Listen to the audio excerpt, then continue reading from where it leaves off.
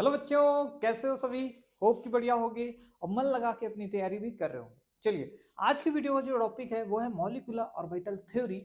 अगर आप जेई या नीट के एग्जाम की तैयारी कर रहे हैं तो एक क्वेश्चन यहाँ से आता ही आता है। मैं फिर बोल रहा हूँ, आता ही आता है, ऐसा होगा ही नहीं कि आपको किसी साल ना देखने को मिले।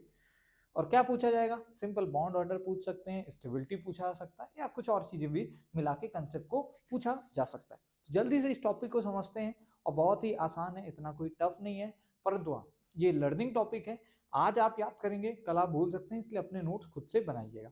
वेल, मेरा नाम है विवेक और चैनल का नाम है अपनी कोचिंग क्लासेस आईएएस। वीडियो को शुरू करते हैं। देखो भाई, मॉलिक्यूलर ऑर्बिटल थ्योरी, इस थ्योरी ने इलेक्ट्रॉन को वेव कंसिडर किया। क्या कंसिडर किया भैया? इलेक्ट्रॉन को वेव कंसिडर करने के बाद ये थ्योरी दी गई भाई। इसीलिए इसमें हम बात करते हैं अपना कंस्ट्रक्टिव इंटरफेरेंस और डिस्ट्रक्टिव इंटरफेरेंस। मतलब क्या है, भी समझ जाओगे। देखो, पहली बात तो ये मॉलिक्यूलर ऑर्बिटल्स पे बेस्ड है। हमारे पास जो एटॉमिक ऑर्बिटल्स होती हैं, जैसे एस, अरे यार क्या हो जाता है इसको, पागल हो जाता है। लग रहा ठंडक बहुत ज्यादा है बच्चों, कपड़े आप लोग भी पहन के रखना वरना ऐसा ही हाल हो जाएगा। देखो, हमारे पास एस पी डी एफ, ये सभी क्या होती है बच्चों? हमारे पास सर ये एटॉमिक ऑर्बिटल्स होती हैं। ये ऑर्बिटल वो जगह है, एक एरिया है जहां पे इलेक्ट्रॉन को पाए जाने की प्रोबेबिलिटी बहुत ज्यादा होती है। सबसे ज्यादा वैसे एस में होगी, फिर पी में, फिर डी में, फिर एफ में। ये घटती जाती है। पेनिट्रेशन इफेक्ट याद है? सभी कुछ पढ़ा रखा है। अगर आपने कोई भी चीज फॉरगेट की है तो आप यूट्यूब पे टाइप कर सकते हैं इनऑर्गेनिक केमिस्ट्री बाय विवेक सर, आपको पूरी प्लेलिस्ट मिलेगी। वहां पे वन बाय वन हर चीज को समझाया हुआ है। सील्डिंग इफेक्ट हो, चाहे पेनिट्रेशन इफेक्ट हो, आयनाइजेशन एनर्जी, चलो खैर। तो यहाँ पे हमारे पास ऐसा कुछ होता है एटॉमिक ऑर्बिटल के केस में। पर अगर हम बात करें मॉलिक्यूलर ऑर्बिटल, तो बच्चों ये दो मॉलिक्यूल्स के बीच में जो ऑर्बिटल बन रही है, जो इलेक्ट्रॉन्स का जो मूवमेंट हुआ है, जिसकी वजह से जो भी ऑर्बिटल बनी, पहली बात तो ये हमारी शेयरिंग यानी कोवेलेंट इलेक्ट्रॉन्स के लिए सारी थ्योरीज आई हैं। Molecular orbital theory, valence bond theory, VSEPR, ये सभी थ्योरीज किसके ऊपर है? कोवेलेंट बॉन्ड के ऊपर आई हैं, जो लुईस की थ्योरी हो, सब कुछ। तो भाई इन्होंने क्या कंसिडर किया? इलेक्ट्रॉन को वेव कंसिडर किया और इन्होंने बोला जब भी कभी एक मॉलिक्यूल दूसरे मॉलिक्यूल के साथ क्या करता है, जुड़ता है, तो सर दो चीजें होती हैं। एक तरीके से मॉलिक्यूल जुड़ने का मतलब है उनके जो आउटर मोस्ट इलेक्ट्रॉन है वहीं पे रिएक्शन हो रही है, वहीं पे साइट ऑफ क्या है, एक्शन है। तो वो जब मिलेंगे सर, तो दो टाइप से क्या होंगे, पॉसिबिलिटीज बन जाती हैं। एक पॉसिबिलिटी सर बनती है कि हमारे पास बॉन्डिंग ऑर्बिटल्स बने, और एक पॉसिबिलिटी बनती है कि एंटी बॉन्डिंग ऑर्बिटल्स बन के तैयार हो। एक मिनट, कैमरे में जरा पीछे नजर मान लूं। ओके, दिख रहा है, ठीक है। तो यार, दो पॉसिबिलिटी बनती हैं, या तो बॉन्डिंग ऑर्बिटल होगी या एंटी बॉन्डिंग ऑर्बिटल्स बनती है। मतलब क्या है, जैसे दो वेव्स मिलती हैं तो क्या होता है, या तो कंस्ट्रक्टिव इंटरफेरेंस या फिर डिस्ट्रक्टिव इंटरफेरेंस होता है। तो इसमें दोनों को कंसिडर किया है। बॉन्डिंग ऑर्बिटल कब बनेगी? जब कंस्ट्रक्टिव इंटरफेरेंस होगा। इसीलिए यहाँ पे हम साई1 प्लस साई2 बोलते हैं। ये चीज याद रखना, ये पेपर में पूछी गई है। यहाँ पे साई1 माइनस साई2 बोल देते हैं। एंटी बॉन्डिंग ऑर्बिटल की एनर्जी क्या होगी? ज्यादा होगी, कम स्टेबल होंगे। देखो, ये एनर्जी का समझ लो क्या है, एक तरीके से एनर्जी डायग्राम है, ठीक है। बॉन्डिंग ऑर्बिटल की एनर्जी कम है तो नीचे है, और बाकी उनकी एनर्जी ज्यादा है तो ऊपर बनाया हुआ है। ठीक है, क्लियर है? चलो भैया, अब इतना अगर तुम लोग समझ गए हो तो अब भैया अब इसकी बेसिक बात पे आ जाते हैं, जो कि इसने बोला। क्या बोला सर?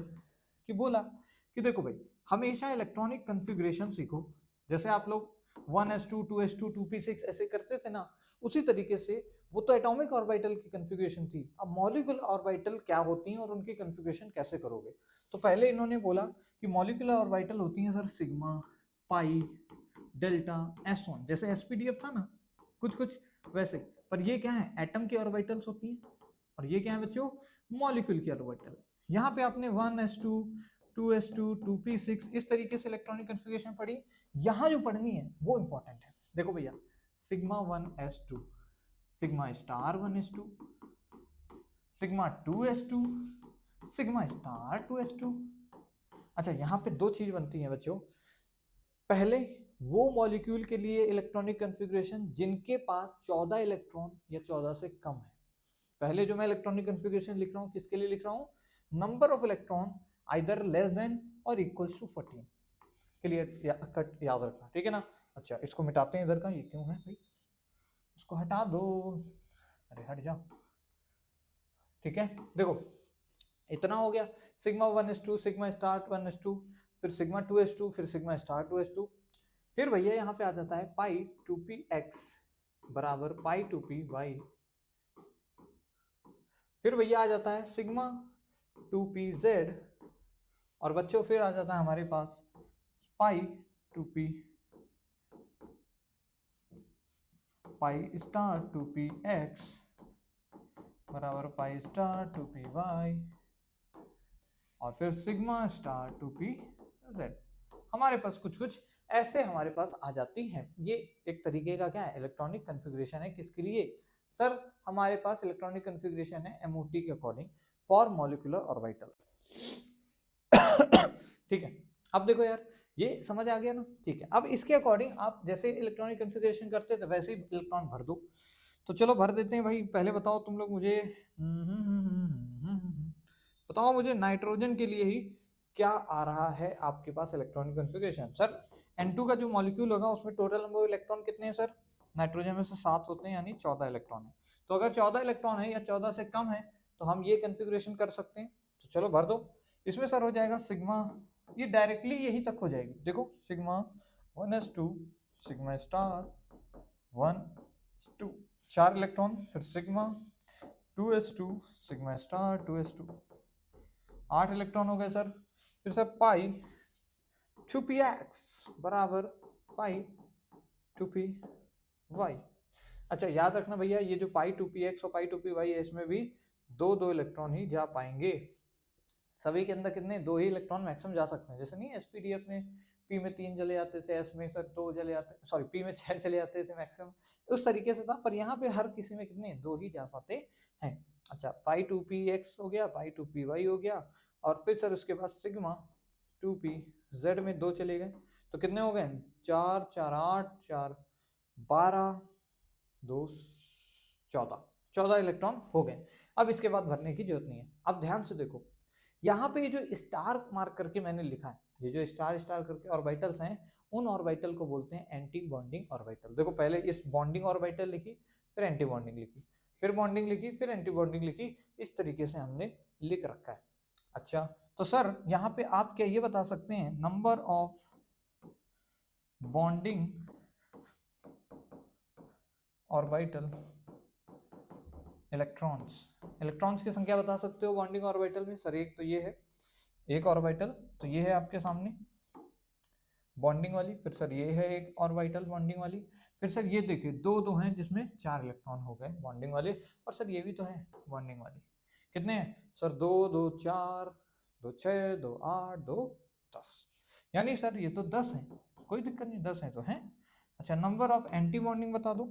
अरे सर क्या बच्चे की जान लेंगे क्या? एंटी बॉन्डिंग ऑर्बिटल सर सीधे 14 में से घटाइए, यानी 4 4 क्या भैया? एंटी बॉन्डिंग के अंदर इलेक्ट्रॉन्स हैं। ठीक है, ये क्लियर करने के बाद आपको एक चीज सीखनी है बच्चों, वो है बॉन्ड ऑर्डर का फॉर्मूला। और हमेशा याद रखो बॉन्ड ऑर्डर का फॉर्मूला होता है half NB minus NA, half NB minus NA। NB क्या है? Number of electron in bonding orbital, जो कि इस केस में 10 है और ये 4 है। तो जैसे ही रखोगे सर तो बॉन्ड ऑर्डर आपका क्या निकल के आएगा बच्चों, जरा बताना।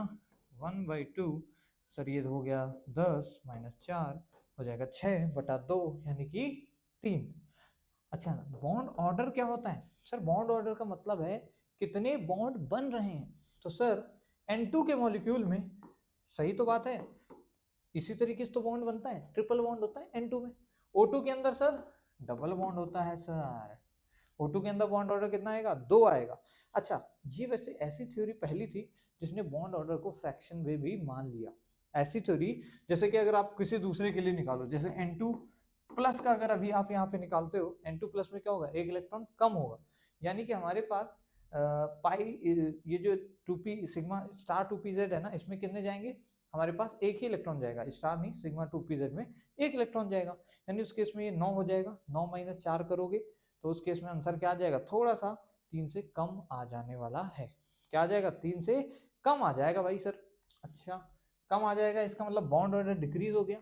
हाँ बॉन्ड ऑर्डर डिक्रीज हो गया और फ्रैक्शन में हो सकता है, फ्रैक्शन में हो सकता है। मतलब नंबर ऑफ बॉन्ड्स अभी तक तुम्हें लगता होगा 1 होंगे या 2 होंगे या 3 होंगे, इस थ्योरी ने एक्सेप्ट किया हाफ भी हो सकता है, 1.5 भी हो सकता है, 2.5 भी हो सकता है। ठीक है ना? तो इतना लिख लो, फिर थोड़ा सा आगे बढ़ते हैं। ये तो बात हो गई 14 या 14 से कम इलेक्ट्रॉन रखने वाले एटम्स के सॉरी मॉलिक्यूल्स का हम क्या लिख सकते हैं, मॉलिक्यूलर ऑर्बिटल थ्योरी के अकॉर्डिंग इलेक्ट्रॉनिक कन्फिगरेशन लिख सकते हैं। चलो अब आगे बढ़ते हैं, थोड़ा सा इसको मिटा दूं मैं, ठीक है। अच्छा एक चीज यार याद रखना, क्या चीज है सर, चीज ये है बच्चों की चीज ये थी कि भाई जितना ज्यादा बॉन्डिंग ऑर्डर आएगा, सॉरी बॉन्ड ऑर्डर आएगा, उतना ही ज्यादा सर स्टेबिलिटी होती है। क्या होती है, स्टेबिलिटी होती है। और सर उतना ही कम, या बोले उतना ही ज्यादा बॉन्ड स्ट्रेंथ भी होती है, बॉन्ड की स्ट्रेंथ भी होती है, या फिर उतना ही ज्यादा बॉन्ड डिसोसिएशन एनर्जी भी होती है। अब भाई जो जितना मजबूत है उतना ही ज्यादा उसको तोड़ने में एनर्जी देनी पड़ेगी कि नहीं। हाँ सर, तो ये सभी चीजें हैं जो कि पूछी जाती है इनऑर्गेनिक में, किस मॉलिक्यूल का बॉन्डिंग या किस मॉलिक्यूल की स्टेबिलिटी ज्यादा है, इस तरीके से क्वेश्चन आपको एक एक नंबर में मिलेंगे। लेकिन यहाँ पे आप उन्हीं का आंसर दे सकते हो जिन मॉलिक्यूल्स में कितने इलेक्ट्रॉन हो, या तो 14 हो या 14 से कम, अगर आपने ये वाली इलेक्ट्रॉनिक कन्फिग्रेशन यूज की जो अभी मैंने बताई।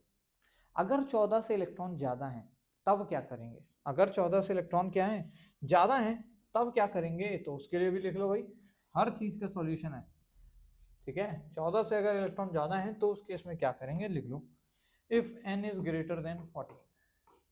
देखो 14 हो या 14 से कम में वही फॉर्मूला लगेगा, 14 पे कंफ्यूज मत होना, सेम लगेगा वही जो 14 कम वाला।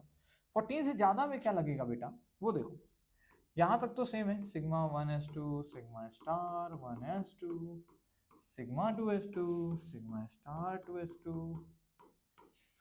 फिर बच्चों यहाँ पे आ जाएगा सिग्मा 2pz, और फिर आ जाएगा पाई 2p, क्या कर रहा हूँ मैं, पाई 2px बराबर पाई 2py। फिर आ जाएगा बच्चों पाई स्टार 2p x बराबर पाई स्टार 2p y, और फिर आएगा आपका बच्चों सिग्मा स्टार 2p z आ जाएगा। समझ रहे हो, यहाँ पे जो सिग्मा 2p z है थोड़ा पहले आ जाता है, ऐसा होता है, ठीक है ना। अच्छा इसके हिसाब से सर O2 का बता दीजिए, क्योंकि O2 का 2 बॉन्ड है हमें पता है, और इस फॉर्मूले के हिसाब से निकाल सकते हैं क्योंकि इसमें इलेक्ट्रॉन कितने हैं 16 हैं सर, यानी 14 से तो ज्यादा है। तो देख लेते हैं, अगर आ रहा है मतलब ये सही है। अच्छा सिग्मा 1s2 पहला तो चल गया 2 इलेक्ट्रॉन, फिर सिग्मा स्टार 1s2 4 हो गए इलेक्ट्रॉन, सिग्मा 2s2 6 हो गए सर, क्या कर रहे हैं, सिग्मा स्टार 2s2 8 हो गए सर, सिग्मा 2pz 10 हो गए सर, पाई 2px बराबर पाई 2py सर 14 हो गए सर, फिर पाई स्टार 2px बराबर पाई स्टार 2py। देखो इस बार एक एक इलेक्ट्रॉन जाएगा इन दोनों में, कितना कितना जाएगा, एक एक जाएगा। वैसे मैक्सिमम 2 भर सकते थे पर इस बार एक एक चला जाएगा किसमें, एंटी बॉन्डिंग में। तो चलो टोटल नंबर ऑफ, मुझे पहले बताओ बॉन्डिंग इलेक्ट्रॉन कितने हैं, total number of bonding electrons कितने हैं, बी ई। देखो सर दूसरे कलर से लिख देते हैं, पहले इसमें 2 इलेक्ट्रॉन सर, छी इसमें 2 इलेक्ट्रॉन सर, फिर सर ये बॉन्डिंग के 2 इलेक्ट्रॉन 4 हो गए सर, सर ये हो गए सर 6, सर ये हो गए 6 4 10, बस 10। अच्छा बाकी बचे सर टोटल जो 6 हैं, क्योंकि 16 था ना, तो सर वो एंटी बॉन्डिंग हो जाएंगे, कोई दिक्कत नहीं। अरे यार क्या मैं लिखता रहता हूँ, ए बी ई, अबे ओ सॉरी अबे नहीं एंटी बॉन्डिंग इलेक्ट्रॉन्स हैं वो, ठीक है। अच्छा ये हो गया सर 6, यानी कि सर बॉन्ड ऑर्डर आ गया हाफ NB माइनस Na। मैं 1 मिनट जरा थोड़ा सा पीछे कैमरे को देख लूँ, क्योंकि भैया मेरा बैटरी कम है, मुझे लगता है कि क्या होगा। अच्छा अभी 20% में होता है, 25% बची है, चलो जल्दी जल्दी देख लो भैया। सर NB में सर 10 आ गए, तो 10 माइनस 6 बटा 2, सर 4 बटा 2 यानी 2। ओ यस सही है फॉर्मूला, क्या है फॉर्मूला, सही है। अरे यार ये फॉर्मूला याद करने में दिक्कत होती है, तो फॉर्मूले को अच्छे से याद रखना। मतलब फॉर्मूला क्या है, इलेक्ट्रॉनिक कन्फिग्रेशन है, 14 से ज्यादा हो तो भैया कुछ ऐसे करना, 14 से कम हो तो पिछला वाला जो बताया, ठीक है। अगर ये कर लेते हो तो आप क्या निकाल सकते हो, बॉन्ड ऑर्डर। देखो बॉन्ड ऑर्डर निकालने की ट्रिक भी है, मैं ट्रिक भी बता दे रहा हूँ। बॉन्ड ऑर्डर निकालने के लिए आप ये चीज याद रखो, अगर भैया 10 इलेक्ट्रॉन है, टोटल इलेक्ट्रॉन 10 है या 11 है या 12 है या 13 है या 14 है या 15 है या 16 है, 17 इलेक्ट्रॉन्स या 18 इलेक्ट्रॉन्स, डायरेक्टली आप बॉन्ड ऑर्डर बता सकते हो। अरे सर फिर क्यों सिखाया फालतू में, जब बॉन्ड ऑर्डर निकल सकता था। तो देखो बॉन्ड ऑर्डर तो आप बता सकते हो यार, पर कई बार क्या होता है, जैसे कि देखो इसका बॉन्ड ऑर्डर सर 1 होता है, इसका 1.5, इसका 2, इसका 2.5, इसका सब 3 होता है, 14 पे 3 होता है, पर सर बढ़ता नहीं है बल्कि घटता है, 2.5, 2, 1.5 फिर 1। तो कुछ ऐसा आता है क्या बॉन्ड ऑर्डर हमारे पास नंबर ऑफ इलेक्ट्रॉन्स को देखते हुए, ये टोटल इलेक्ट्रॉन है, बॉन्डिंग और एंटी बॉन्डिंग की बात नहीं हो रही है। परंतु बच्चों लिख लेना, same bond order molecules may have different stability।